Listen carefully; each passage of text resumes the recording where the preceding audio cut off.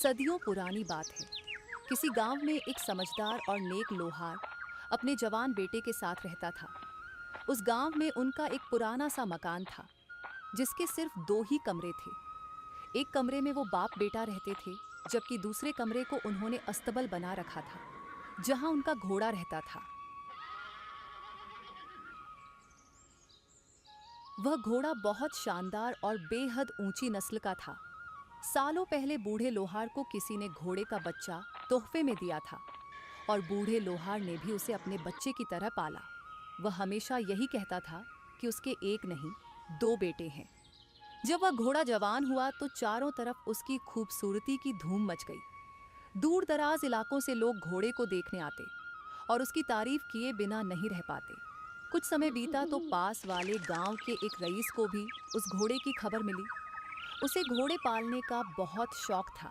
एक दिन वह लोहार के घर आया और घोड़े को देखकर इतना प्रभावित हुआ कि उसने बूढ़े को मुंह मांगी कीमत की पेशकश कर दी। लोहार ने माफी मांगते हुए कहा, मैं माफी चाहता हूं, लेकिन यह घोड़ा नहीं, मेरा बेटा है और कोई भी अपनी औलाद को नहीं बेचता। वह रईस निराश होकर लौट गया, लेकिन जाते जाते बूढ़े लोहार को दिल ही दिल में बुरा भला कहने लगा। ऐसे ही दिन बीतते गए। एक दिन गांव के कुछ लोग बूढ़े लोहार के घर आए और उसे समझाने लगे। तुम एक गरीब आदमी हो, ऐसे ऊंची नस्ल के घोड़े को कितनी देर संभाल कर रखोगे? तुम्हें अच्छी कीमत मिल रही है, उसे बेच डालो। कहीं ऐसा ना हो कि किसी दिन कोई इस घोड़े को चुरा ले जाए। ऐसे ही सलाहों के जवाब में वह बूढ़ा मुस्कुरा देता और सबको धन्यवाद कहकर वापसी का रास्ता दिखा देता। बूढ़े लोहार की एक आदत थी कि वह दरवेश लोगों की बहुत इज्जत करता था। जब भी कोई बुजुर्ग दिखाई देता तो उससे आध्यात्म और समझदारी की बातें सीखता। एक दिन पास वाले गांव के उसी रईस ने लोहार से घोड़ा हासिल करने के लिए एक तरकीब सोची। उसने एक बड़े आदमी को दरवेश का रूप देकर लोहार के पास भेजा। वह नकली दरवेश जब लोहार के घर आया तो उससे कहने लगा, मैं इस घोड़े के बारे में एक पुराना रहस्य जानता हूँ। यह घोड़ा दरअसल एक ऊंची नस्ल से ताल्लुक रखता है और यह सिर्फ खास और अमीर लोगों को ही रास आता है। इस नस्ल के घोड़े आम घरों में हादसों का कारण बनते हैं और अक्सर इनकी वजह से घर के जवानों की मौत हो जाती है। जाते जाते उस नकली दरवेश ने लोहार को चेतावनी दी।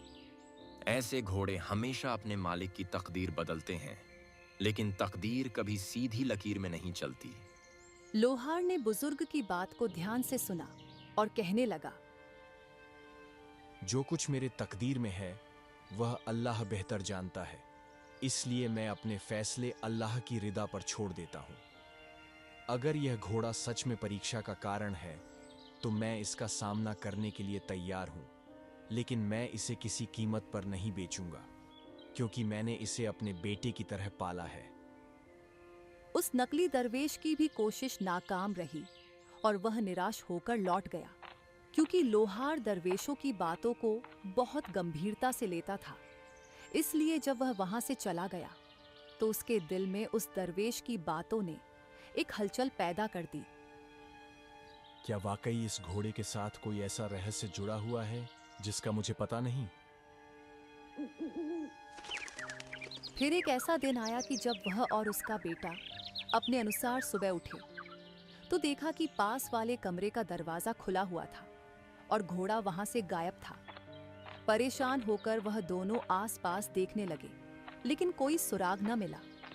बूढ़े लोहार ने अपने बेटे को घोड़े की तलाश में भेजा। वह कई दिन जंगलों और पहाड़ों में भटकता रहा, लेकिन घोड़े का कोई निशान नहीं मिला। जब वह घर वापस लौट रहा था तो दूसरे गांव के रईस ने अपने कुछ नौकर भेजे और उन्होंने लोहार के बेटे को पकड़ लिया। उसे बहुत मारा पीटा। जब गांव वालों को इस घटना का पता चला तो वे अफसोस करने के लिए लोहार के घर उसके पास गए। जिन लोगों ने लोहार को घोड़ा बेचने की सलाह दी थी, उन्होंने उसे ताने दिए।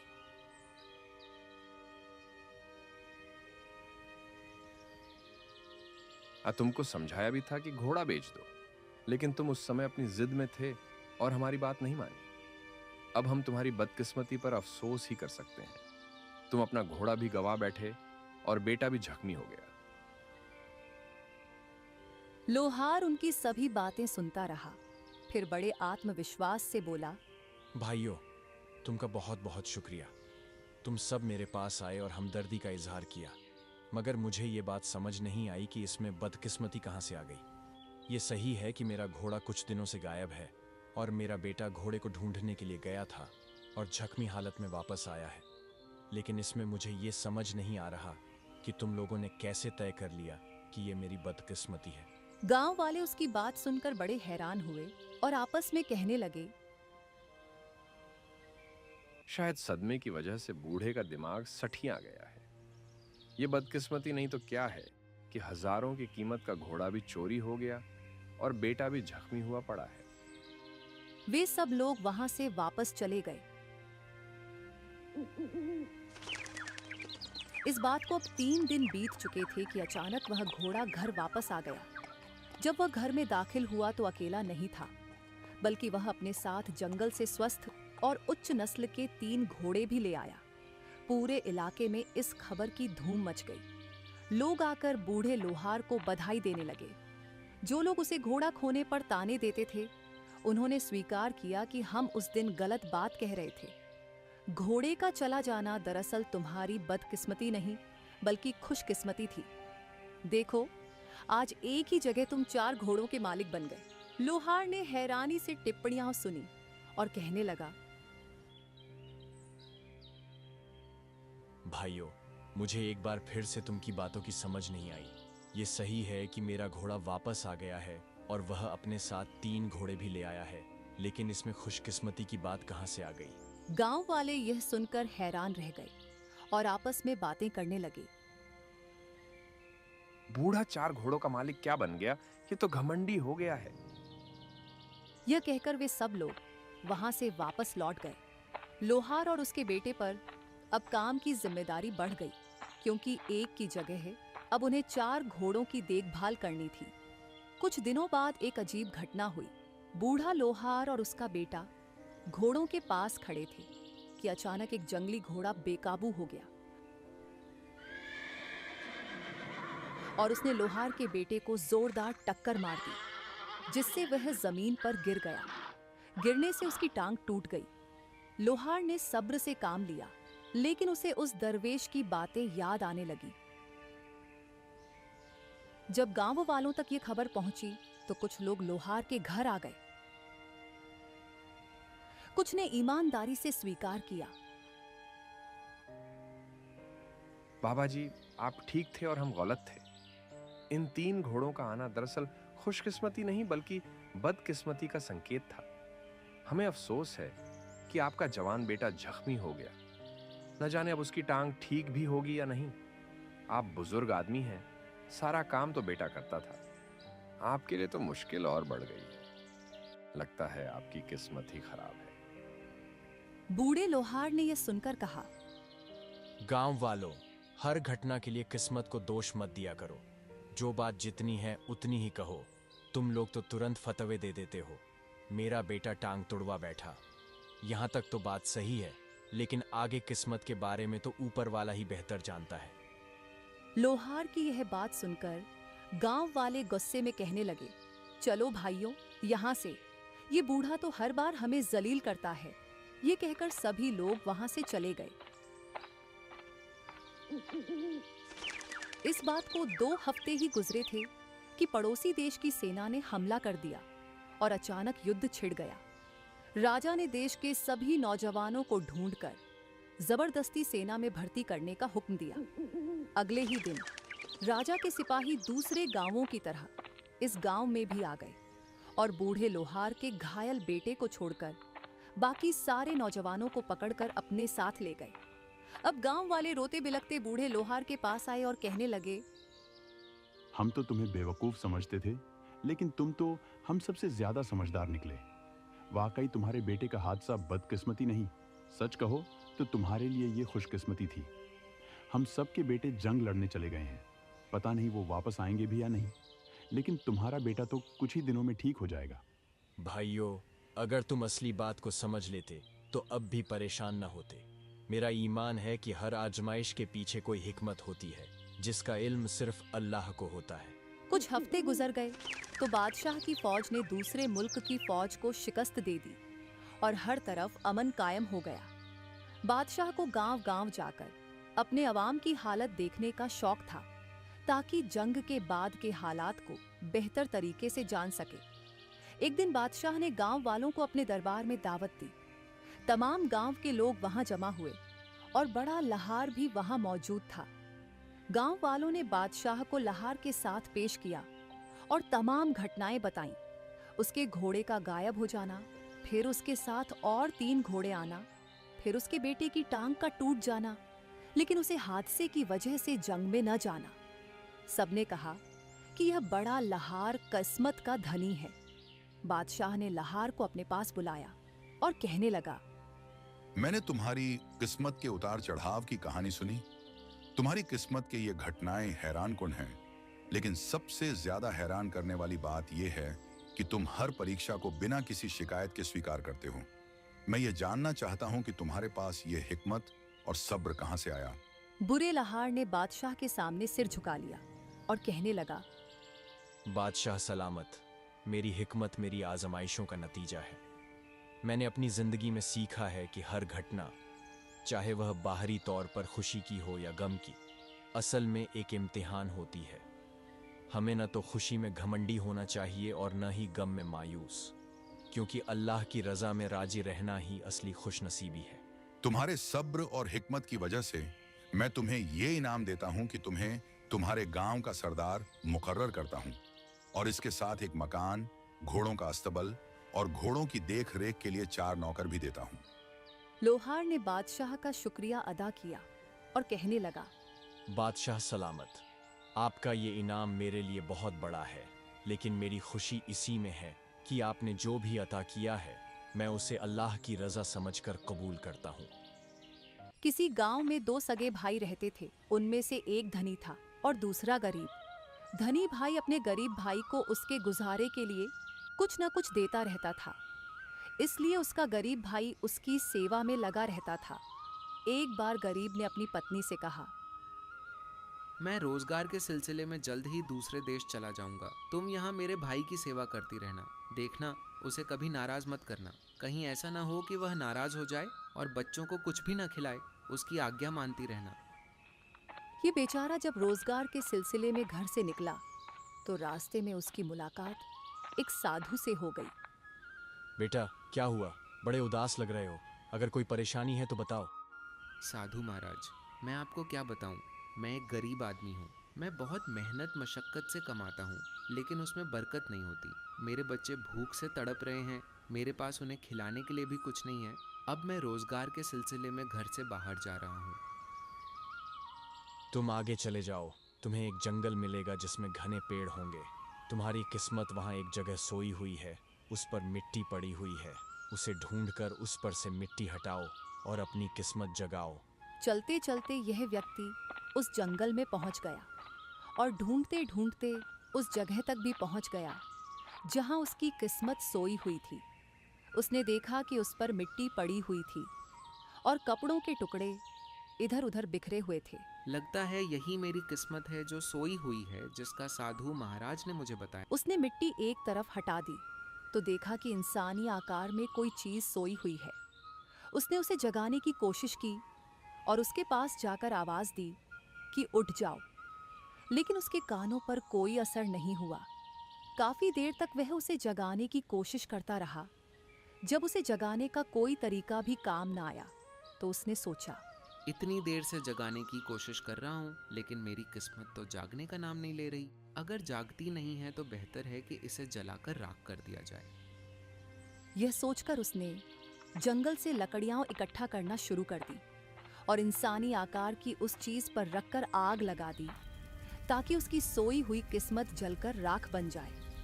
जब उसे आग की तपिश पहुंची तो वह उठकर होश में आई और उस आदमी से मुखातब होकर कहने लगी, ए जालिम इंसान, तुमने मुझे जला दिया। मुझसे ज्यादा जालिम तो तुम हो। तुमने मुझे 2 वक्त की रोटी का मोहताज बना दिया है। भूख की वजह से मैं कमजोर हो चुका हूँ और चलने फिरने के काबिल भी नहीं रहा। मेरे बच्चे भूख के कारण बिलख रहे हैं, वे जलील हो रहे हैं और दर दर ठोकरें खा रहे हैं। जब उसकी किस्मत ने उसकी दर्द भरी दास्तान सुनी तो उसने उससे कहा, तुम अपने बच्चों को लेकर तुरंत किसी दूसरे शहर में चले जाओ। जब यह गरीब अपने घर पहुंचा तो उसे मालूम हुआ कि बाई ने उसके बच्चों को मारा पीटा और उन्हें घर से निकाल दिया है। बच्चों ने उससे कहा कि अब्बा जान, आपकी बबी ने हमें घर से निकाल दिया है, हमारा खाना भी बंद कर दिया है। जब उसने अपनी बीवी को किस्मत के बारे में सारी बात बताई तो उन्होंने इस गांव को छोड़कर किसी दूसरे शहर में जाने का फैसला किया और वह अपने भाई के पास गया और उससे कहा, भाई जैसे भी हो मुझे एक गधा दे दो ताकि मैं अपना सामान उस पर लाद कर किसी दूसरे शहर में रोजगार के लिए चला जाऊं। उसके भाई ने उसे एक गधा दे दिया और उससे कहा, जहां जाना चाहते हो चले जाओ। चलते चलते ये लोग एक जंगल में पहुंच गए। वहां एक पेड़ के साए के नीचे उन्होंने अपना सामान रखा। बच्चे पिता के पास बैठ गए। वहीं पेड़ पर एक पक्षी बैठा चहचहा रहा था। गरीब आदमी ने अपने बच्चों से कहा, जाओ तुम लोग लकड़ियां इकट्ठी करो और पानी भर कर लाओ, मैं इस पक्षी को तुम्हारे लिए शिकार कर लूंगा। एक बच्चा लकड़ियां इकट्ठी करने के लिए रवाना हुआ तो दूसरा पानी भरने के लिए गया। बीवी भी पकाने का सामान इकट्ठा करने लगी। अब उसने तीर कमान उठाया और निशाना साधने ही वाला था कि पक्षी ने कहा, क्यों मार रहे हो मुझे? मुझे खाकर तुम लोगों का पेट नहीं बढ़ेगा। तुम मुझे न मारो, मैं तुमको एक छिपे हुए खजाने की खबर देता हूँ। वह खजाना इस दरख्त के नीचे दफन है। यह 7 बादशाहों का साझा खजाना है। उसे अपने लिए ले जाओ और आराम से अपनी जिंदगी गुजारो। उसने उसी पल वहां से जमीन खोदना शुरू कर दिया। जमीन खोदते खोदते उसने देखा कि वहां बड़ी बड़ी दींगे सोने से भरी पड़ी हैं। उसने वहां से सारी दौलत उठाई और अपने साथ ले गया। उसने इस दौलत से जमीनें खरीदी और अपने रहने के लिए एक खूबसूरत मकान बनवाया। दौलतमंद भाई भी गरीब हो गया और अपने भाई की तलाश में निकला। तलाश करते करते जब उसकी अपने भाई से मुलाकात हुई तो उसने उससे हालचाल पूछा तो भाई ने जवाब दिया, जो तुम माल और दौलत देख रहे हो यह सब कुछ मेरा है। जब उसने यह बात सुनी तो वह बहुत हैरान हुआ। उसने हैरानी में अपने भाई से पूछा, यह सब तुम्हें कहां से मिला? जब हम लोग गांव से आ रहे थे तो जंगल में से गुजरते हुए हमने एक पेड़ के नीचे विश्राम किया। उस पर एक सुंदर पक्षी बैठा हुआ था। पक्षी को देखकर मैंने अपने बच्चों से कहा कि तुम जंगल से लकड़ियां इकट्ठी करो और मैं तुम्हारे लिए उस पक्षी का शिकार करूंगा। जब मैं पक्षी का शिकार करने लगा तो उस पक्षी ने मुझसे कहा कि तुम मेरा शिकार मत करो, मैं तुम्हें एक ऐसी बात बताऊंगा जिससे तुम धनवान बन जाओगे। फिर उसने मुझे बताया कि इस पेड़ के नीचे 7 राजाओं का खजाना गड़ा हुआ है। मैंने वहां से खजाना लिया और उसे अपने साथ ले आया। दूसरा भाई अपने भाई की बात सुनकर बहुत प्रभावित हुआ और वह भी अपनी बीवी बच्चों के साथ उस पेड़ के पास जा पहुंचा। सामान वगैरह वहीं उतारा और पेड़ के नीचे विश्राम किया और वहीं पक्षी पेड़ के ऊपर आकर बैठा। उसने अपनी बीवी बच्चों से कहा, लकड़ियां इकट्ठी कर लो, पानी भर लो, मैं इस पक्षी को तुम्हारे लिए शिकार करूंगा और तुम्हें खिला दूंगा। आपने कौन सा पक्षी शिकार कर लिया है? वह तो अब तक पेड़ पर बैठा हुआ है। फिर भला हम क्यों लकड़ियां इकट्ठी करें? आप पहले पक्षी को मारें, फिर हम जाएंगे। यहाँ बीवी भी बोल पड़ी, गरीबी की वजह से तुम्हारा दिमाग काम नहीं कर रहा। पक्षी भी उनकी बातें सुन रहा था। जब वे अपनी अपनी बातें कह चुके तो पक्षी बोला, ऐ बदकिस्मत लोगों, वे लोग जिन्हें मैंने दौलत के बारे में बताया था उनके बीच आपसी एकता थी। उनके दिल आपस में जुड़े हुए थे और सब एक जैसा सोचते थे। यह कहकर पक्षी वहां से उड़ गया। अब न चाहते हुए भी वह अपना सामान बांधकर दोबारा अपने भाई की ओर रवाना हुआ। जब वह अपने भाई के पास पहुंचा तो दूसरे भाई के बच्चों ने देखा तो वे अपने पिता से कहने लगे, आपका भाई आया है। उसकी बीवी हमें मारती थी और हमारे साथ अच्छा व्यवहार नहीं करती थी। हम उन्हें यहाँ नहीं रहने देंगे। लेकिन बच्चों की माँ बोली, जो सलूक उन्होंने अपने समय में किया वो सबको मालूम है, लेकिन अब हम उन्हें कुछ नहीं कहेंगे। हमारा समय जैसा भी था बीत गया। फिर दोनों भाई आपसी समझदारी से एक दूसरे के साथ रहने लगे।